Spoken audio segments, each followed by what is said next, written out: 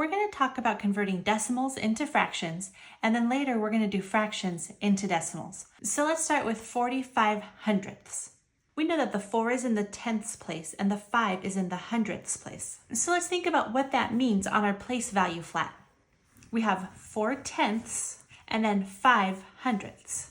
So if I want to write this as a fraction, we can use this whole flat, which is 100 pieces, and we have 45 shaded in. So this would be 45 out of 100. And notice the connection there. Our last digit is in the hundredths place, and we have a 100 in our denominator. So in this problem, we have 7 tenths. So on our place value block, that would represent 7 out of the 10 columns. So we can write this as 7 over 10. And again, where is our last digit?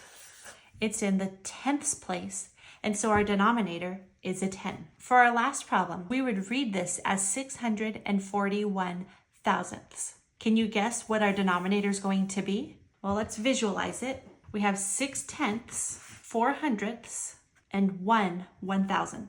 That would be one little spot if I broke this last cube into 10 squares.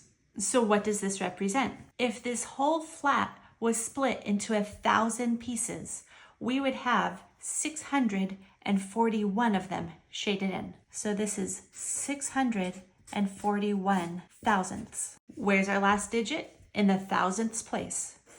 So is that what you thought our denominator would be? Now let's get some practice going the other way.